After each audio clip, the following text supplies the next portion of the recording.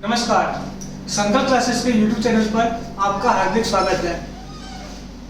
कल मैंने current affair की क्लास ली थी और आज वापस क्लास लेकर आया हूँ, लेकिन आज मैंने कुछ चेंजेस किए हैं क्लास के अंदर।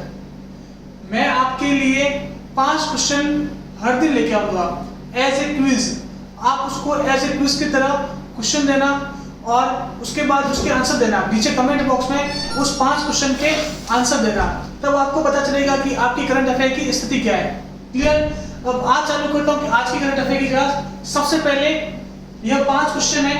सबसे पहले ये 5 क्वेश्चन है, मैं आपको एक्सप्लेन कर रहा हूं, आपको इसका आंसर नीचे कमेंट बॉक्स में देना है।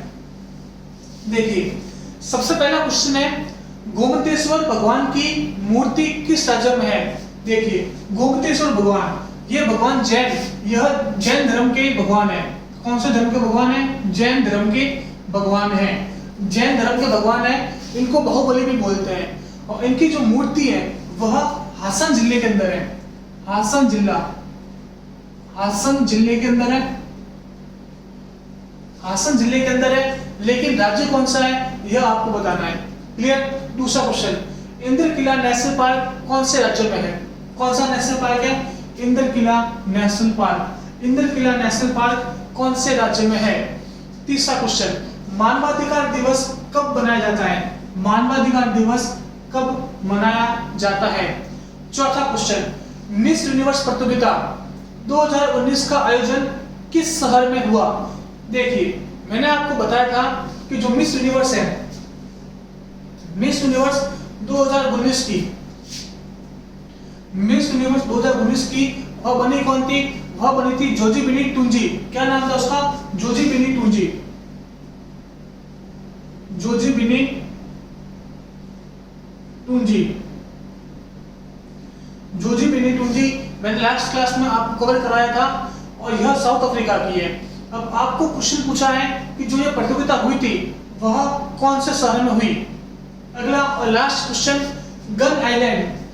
गन आइलैंड पुस्तक के लेखक कौन है? एक पुस्तक है गन आइलैंड, उसके लेखक का नाम आपको बताना है। इन 5 क्वेश्चन के आंसर आपको नीचे कमेंट बॉक्स में देने हैं। एक दो बच्चा नहीं, मैं बोल रहा हूँ कि जितने भी बच्चे या जितने भी स्टूडेंट्स इस क्लास को देख रहे हैं वो सब नीचे कमेंट बॉक्स में इसका आंसर देंगे। जिसको आंसर पता नहीं है एक बार जाके सर्च करना, आपको और नॉलेज मिलेगा। मेरा उद्देश्य आपको क्वेश्चन देने का है कि इस क्वेश्चन के पीछे जो और डिटेल है वह आपको मिले, आपका नॉलेज बढ़े। क्लियर? कल मैं इसके आंसर क्लास शुरू होने से पहले डिस्कस करूंगा और वापस 5 नए क्वेश्चन दूंगा। अब आज चालू करता हूं मैं आज की करंट अफेयर की क्लास।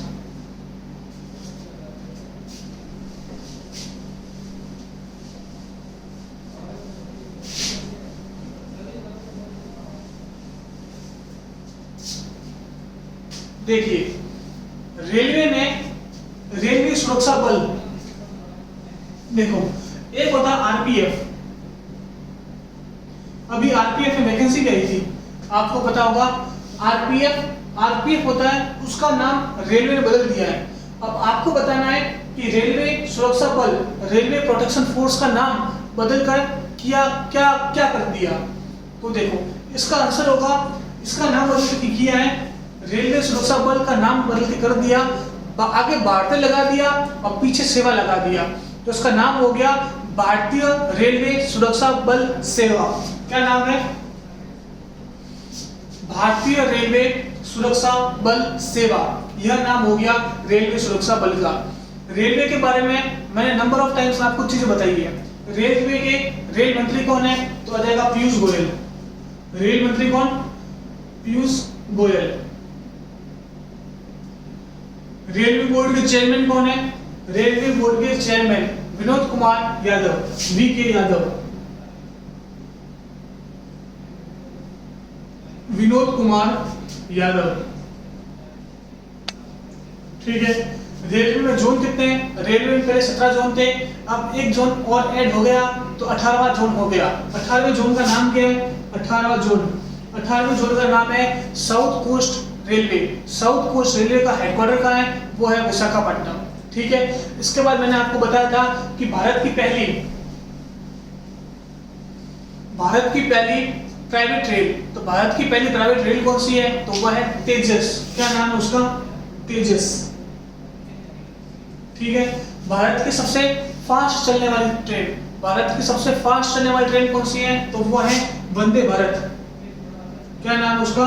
वंदे भारत। और इसका दूसरा नाम क्या है? इसी ट्रेन का दूसरा नाम है T18। ठीक है। और लास्ट क्लास में मैंने यह भी डिस्कस किया था कि भारतीय रेलवे ने 12,000 HP का सबसे शक्तिशाली इंजन या लोकोमोटिव बनाया है। उसका नाम क्या था? उसका नाम था वेग 12। क्या नाम था उसका? लास्ट क्लास में मैंने डिस्कस किया है, लगभग 1 या 2 क्लास पहले। क्या नाम था उसका? वेग 12, WAG, वेग 12। यह भारत का सबसे शक्तिशाली 12,000 हॉर्स पावर का इंजन है। इसके अलावा मैं बात करता हूं कि भारत की सबसे पहली ट्रेन चली थी 1853 में। भारत में सबसे पहली ट्रेन चली 1853 में। कहां से कहां तक चली? तो आ जाएगा मुंबई से थाने। कहां से कहां तक? मुंबई से चली थाने, मुंबई से चली थाने। ठीक है। अब आपको बताना है कि यह जो ट्रेन चली उस टाइम भारत का गवर्नर जनरल कौन था?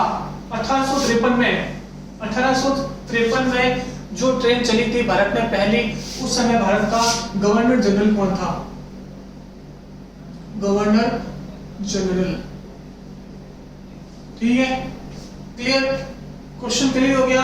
क्वेश्चन क्या था? रेलवे सुरक्षा बल का नाम परिवर्तित करके किया गया, तो आ जाएगा भारतीय रेलवे सुरक्षा बल सेवा। चलता हूं अगले सवाल पर।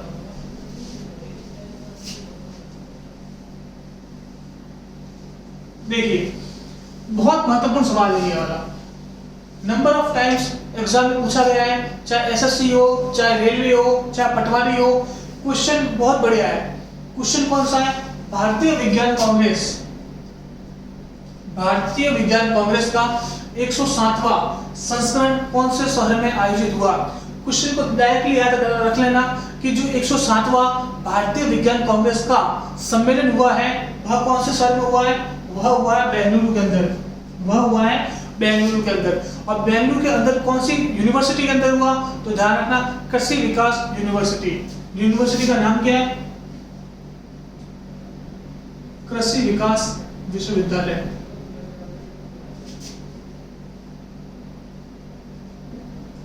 कृषि विकास विश्वविद्यालय। ठीक है। यहाँ पर बेंगलुरु के अंदर भारतीय विज्ञान कांग्रेस 107वां अधिवेशन आयोजित हुआ। दिमाग में एकदम सेट कर लेना ये चीज। ठीक है। अब मैं बात कर लेता हूँ थोड़ी बेंगलुरु की। ठीक है। बेंगलुरु कहाँ है? बेंगलुरु है कर्नाटक के अंदर है बेंगलुरु। बेंगलुरु के अंदर इसरो का हेडक्वार्टर है। किसका हेडक्वार्टर है? इसरो का हेडक्वार्टर है बेंगलुरु के अंदर। ISRO Indian space research organisation, भारतीय अंतरिक्ष अनुसंधान संगठन, इसकी स्थापना कब हुई? इसकी स्थापना हुई थी 1959। दूसरा, इसरो के चेयरमैन कौन है? तो इसरो के चेयरमैन है के सिवान। इसरो के चेयरमैन है के सिवान। इसरो के चेयरमैन कौन? के सिवान। क्लियर बात? अब इसरो कहाँ है? बेंगलुरु के अंदर है। इसी कारण बेंगलुरु को अपन क्या बोलते हैं? बेंगलुरु को अपन बोलते हैं स्पेस सिटी। बेंगलुरु क्या है? Space city. बेंगलुरु को अपन बोलते हैं स्पेस सिटी।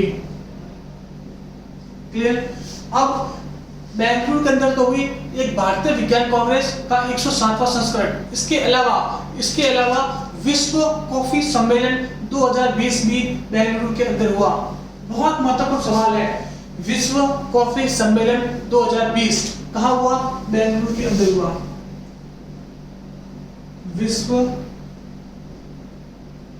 कॉफी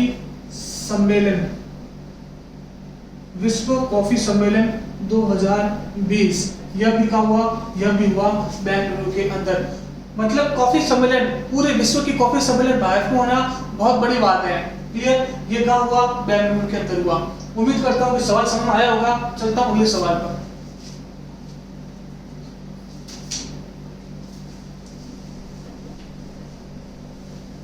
देखो, भारत ने क्या किया है, भारत ने गांधीनगर आदर्श गांव स्थापित किए हैं। जैसे गांधीनगर आदर्श गांव का मतलब मैं आपको बताऊं कि वह गांव जहां पर शिक्षा की प्राप्त सुविधा हो, स्वास्थ्य सुविधाएं हो, प्रॉपर हाइजीनिक हो, गांव एक 100% आदर्श कंडीशन में, वो श्रीलंका में स्थापित किए गए हैं। कहां पर स्थापित किए हैं? श्रीलंका के अंदर।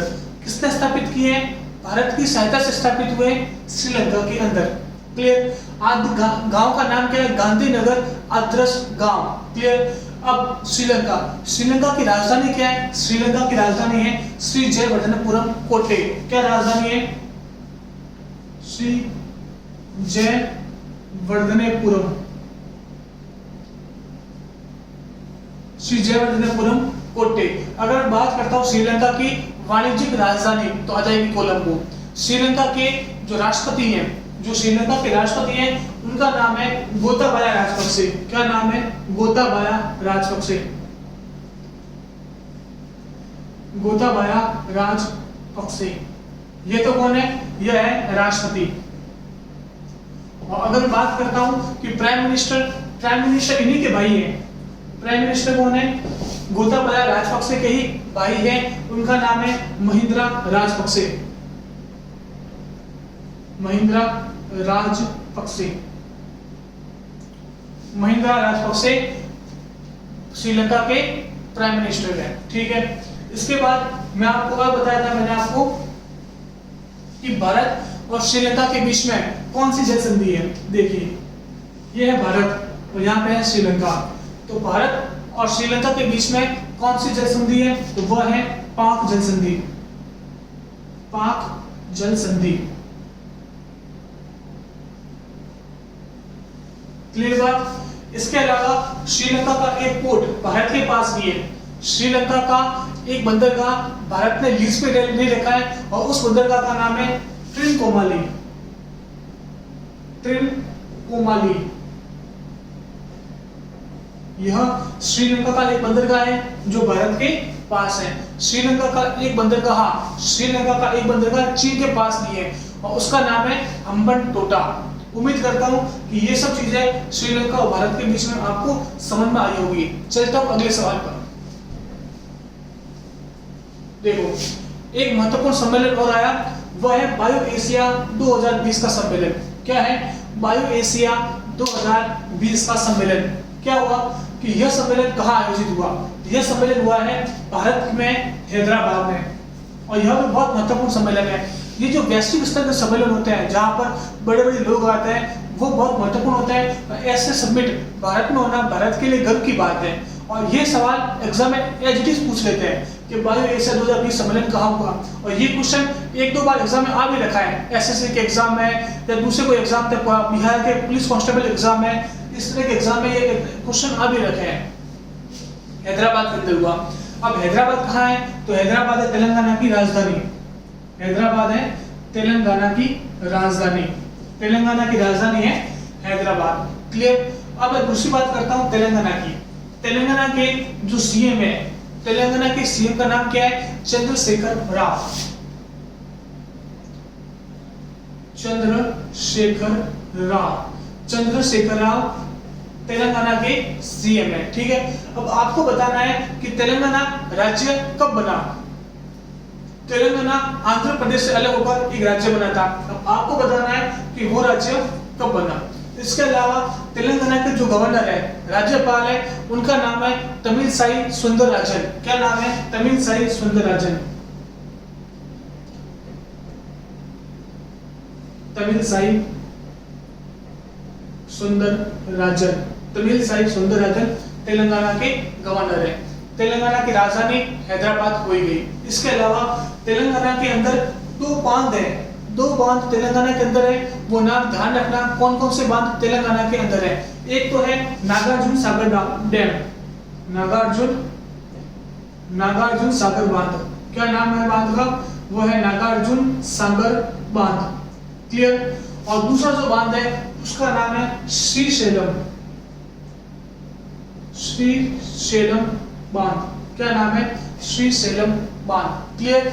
इसके अलावा मैं बात करता हूं कौन कौन से नेशनल पार्क, कौन कौन से राष्ट्रीय उद्यान है। तो ध्यान रखना, एक राष्ट्रीय उद्यान है, उसका नाम है मुरुगावनी राष्ट्रीय उद्यान। क्या नाम है? Mrugavani, Mrugavani national park. ठीक है। दूसरा है कासु ब्रह्मानंद रेड्डी नेशनल पार्क। नाम ध्यान रखना भाई, नाम कासु ब्रह्मानंद, कासु ब्रह्मानंद रेड्डी, कासु ब्रह्मानंद रेड्डी नेशनल पार्क। क्लियर? एक तो है मुरुगावनी नेशनल पार्क और दूसरा है कासु ब्रह्मानंद रेड्डी नेशनल पार्क। ये सब चीजें होगी हैदराबाद और तेलंगाना के बारे में। चलता हूं अगले सवाल पर। देखिए, अब ये बहुत महत्वपूर्ण स्लाइड है, यह स्लाइड बहुत महत्वपूर्ण है। इसके ऊपर जितने स्टार लगा सकते हो उतने लगा लो, क्योंकि यह मैंने अलग अलग चीजों से इकट्ठा करके लिखा है। भारत में जो सम्मेलन होने वाले, महत्वपूर्ण जो मीटिंग होने वाली है, जो खेल का आयोजन होने वाले हैं, उनको मैं एक जगह लेके आया हूं आपके लिए। ध्यान से समझना, ध्यान से स्क्रीनशॉट ले लेना अगर किसी को प्रॉब्लम हो तो। देखिए, सबसे पहले होने वाली है इंटरपोल की मीटिंग। इंटरपोल मतलब, इंटरपोल की फुल फॉर्म होती है इंटरनेशनल क्रिमिनल पुलिस ऑर्गेनाइजेशन। वापस बोल रहा हूं, इंटरपोल की full form international criminal police organisation. Clear? Interpol का हेडक्वार्टर कहाँ है? वो है लियोन। कहां पर है? लियोन, फ्रांस के अंदर। लियोन, और यह पड़ता है फ्रांस में। क्लियर? लियोन, फ्रांस के अंदर इंटरपोल का हेडक्वार्टर है। और जो इंटरपोल का मतलब क्या होता है? इंटरपोल का मतलब होता है कि यह जो संस्था है, यह संस्था है जो विभिन्न देशों की पुलिस के बीच में सामंजस्य स्थापित करती है। सामंजस्य स्थापित करने का काम करती है इंटरपोल। एग्जांपल से समझिए, जैसे भारत का कोई आरोपी है, भारत का आरोपी वह आरोप करके किसी दूसरे देश में भाग जाता है, तो भारत इंटरपोल से कांटेक्ट करके उस आरोपी को पकड़ेगी। ठीक है? उस इंटरपोल, उस अंतरराष्ट्रीय संगठन की मीटिंग 2020 में, कहां पर? 2020 में भारत में आयोजित होने वाली है। क्लियर? इंटरपोल मीटिंग 2020 का होगी भारत में। दूसरे बात है, दूसरा आ जाएगा G20 की मीटिंग। G20 की 2020 में मीटिंग कहां होगी? भारत में। देखिए, अभी G20 के अध्यक्ष कौन है? G20 के अध्यक्ष है सऊदी अरबिया। ध्यान रखना एक चीज कि G20 का कोई हेडक्वार्टर नहीं है, G20 के कोई परमानेंट अध्यक्ष नहीं होते। हर साल इसकी अध्यक्षता चेंज होती रहती है। इस साल इसकी अध्यक्षता किसके पास है? वह है सऊदी अरबिया के पास। अगला, हॉकी वर्ल्ड कप 2023। यह तो मैंने आपको कवर करवाया है। हॉकी वर्ल्ड कप 2023 भारत में होगा। भारत में कहां होगा? भारत में होगा उड़ीसा के अंदर। अब उड़ीसा के अंदर कहां होगा? तो उड़ीसा के अंदर होगा एक तो कलिंगा स्टेडियम। ध्यान रखना, कलिंगा स्टेडियम है कहां? तो कलिंगा स्टेडियम है भुवनेश्वर के अंदर। ये भी लिख लेता हूं मैं, कलिंगा स्टेडियम के अंदर होगा। एक तो होगा कलिंगा स्टेडियम, कलिंगा स्टेडियम। ये कहां है? यह है भुवनेश्वर में।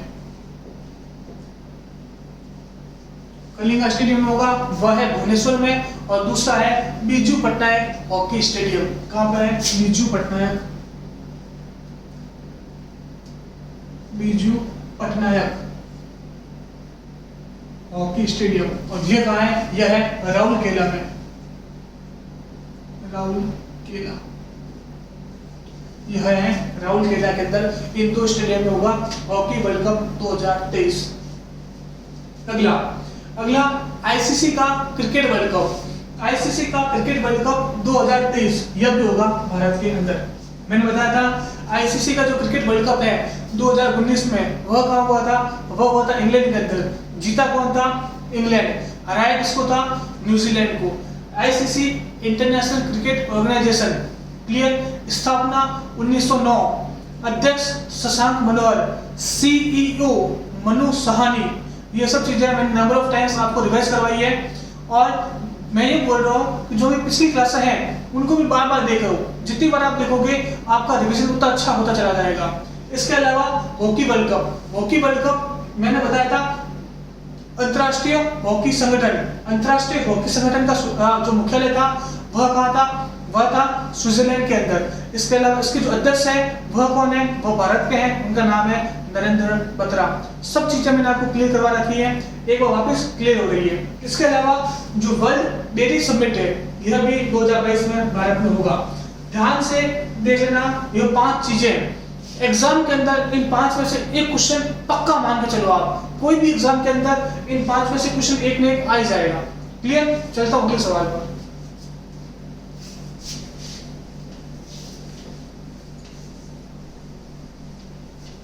देखो, अभी आरबीआई ने क्या किया है, जो दृष्टि बाधित लोग होते हैं, मतलब जिनको आंखों से सही ढंग से दिखाई नहीं देता, उनको नोटों की पहचान, मतलब ये नोट 10 का है, 20 का है, 500 का है, 2000 का है, उसकी पहचान करने के लिए एक ऐप लॉन्च की है। उस ऐप की सहायता से जो दृष्टि बाधित लोग हैं वह नोट की पहचान कर पाएंगे। तो आपको बताना है उस ऐप का नाम क्या है। देखिए, उस ऐप का नाम है मानी।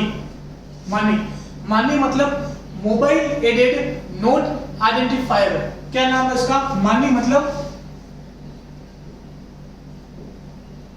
Mobile aided note identifier.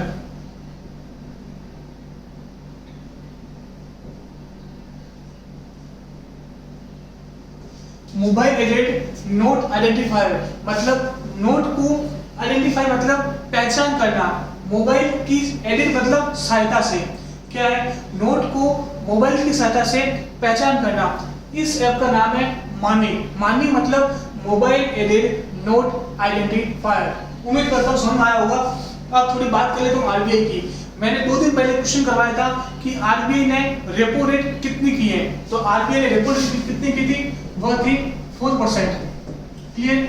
RBI ने रिवर्स रेपो रेट कितनी की है? तो वह थी 3.35%। रिवर्स हो रहा होगा आपको, ठीक है। इसके अलावा बात करता हूं कि आरबीआई की स्थापना कब हुई। आरबीआई की स्थापना हुई थी 1 अप्रैल 1935। वर्तमान में गवर्नर शक्तिकांत दास। कौन से नंबर के गवर्नर? 25वें नंबर के गवर्नर। आरबीआई के प्रथम गवर्नर तो आ जाएगा सर ओस्मान स्मिथ। अगर आरबीआई के प्रथम भारतीय गवर्नर की बात करें तो आ जाएगा सर सीडी देशमुख। अब बात करते हैं आरबीआई का राष्ट्रीयकरण कब हुआ। तो 1 जनवरी 1949 को आरबीआई का राष्ट्रीयकरण हुआ। आरबीआई का मुख्यालय कहाँ है? तो आरबीआई का मुख्यालय है मुंबई के अंदर। अब आरबीआई करती क्या है? तो आरबीआई मौद्रिक नीति बनाती है, मॉनेटरी पॉलिसी बनाती है। ये सब चीजें आपको क्लियर हुई होगी। चलता हूं अगले सवाल पर।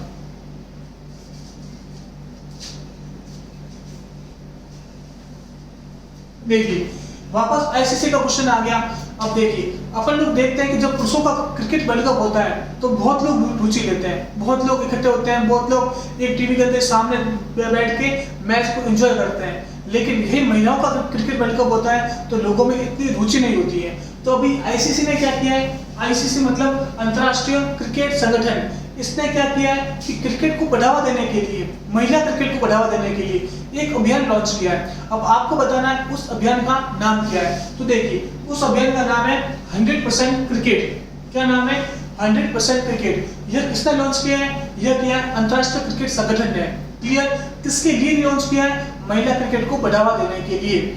अब आईसीसी वापस आ गया तो आईसीसी का जो मुख्यालय है, आईसीसी का मुख्यालय वह कहाँ है? वह है दुबई के अंदर। क्लियर? आपसे एक सवाल और है, आपको बताना है कि जो महिला क्रिकेट है, महिला क्रिकेट की कप्तान कौन है भारत की? महिला क्रिकेट भारत की कप्तान कौन है यह आपको नीचे बताना है। वनडे और T20 दोनों में कौन है यह भी आपको बताना है। क्लियर? चलता हूं अगले सवाल पर। देखिए, बहुत तगड़ा क्वेश्चन है ये वाला। अब है क्या कि कौन से राज्य ने शराब की एमआरपी पर 50% ज्यादा वसूल करेगी। क्लियर? और उसकी होम डिलीवरी करेगी। मतलब अगर शराब की बोतल पर एमआरपी लिखी हुई 100 रुपए तो वह आपको कितने मिलेगी? वह मिलेगी 150 में। और इस 150 में आपको ठेके के बाद लाइन लगा के खड़ा नहीं होना है, आपके होम डिलीवरी होगी। यह कौन से राज्य ने शुरू किया है? तो यह शुरू किया है उड़ीसा की सरकार ने। उड़ीसा की सरकार है। अगर मैं आपसे यहाँ पे एक सवाल ये पूछूं कि वह राज्य कौन सा है जिसने शराब की होम डिलीवरी शुरू की है? वह राज्य कौन सा है जिसने, वह पहला राज्य कौन सा है जिसने शराब की होम डिलीवरी शुरू की है? तो वह पहला राज्य कौन सा आएगा? तो वह पहला राज्य आएगा झारखंड। वह पहला राज्य है झारखंड। वह झारखंड पहला राज्य है जिसने शराब की होम डिलीवरी शुरू की है। देखिए अब थोड़ी बात उड़ीसा की करते हैं। उड़ीसा की राजधानी भुवनेश्वर। उड़ीसा के सीएम उड़ीसा के सीएम नवीन पटनायक। उड़ीसा के गवर्नर गणेशी लाल। जो नवीन पटनायक है वह बीजू जनता दल के हैं। क्लियर। अब बात करता हूँ उड़ीसा में नेशनल पार्क, उड़ीसा में 2 राष्ट्रीय उद्यान है। कौन कौन से? सिमलीपल और भीतरकनिका। इसके अलावा उड़ीसा में एक झील है, उस झील का नाम है चिल्का झील।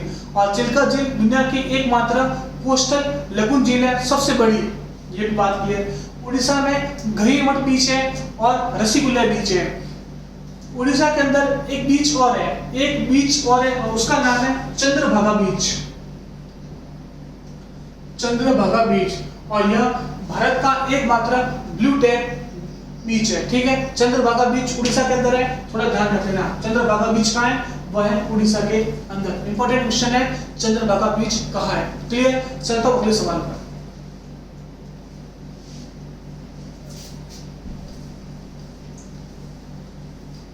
देखिए अभी भारतीय मूल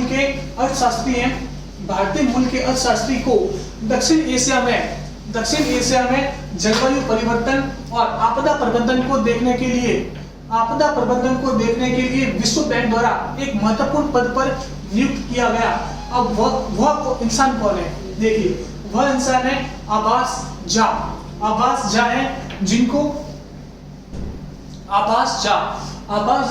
जिनको दक्षिणी एशिया में जलवायु परिवर्तन और आपदा प्रबंधन को देखने के लिए विश्व बैंक द्वारा एक महत्वपूर्ण पद पर नियुक्त किया गया। ठीक है, नाम ध्यान रख लेना, आभास झा। ठीक है, अब बात करता हूं वर्ल्ड बैंक की। वर्ल्ड बैंक की स्थापना 1945 कौन से सम्मेलन के थ्रू हुई? तो वो हुई ब्रेटन वुड्स सम्मेलन।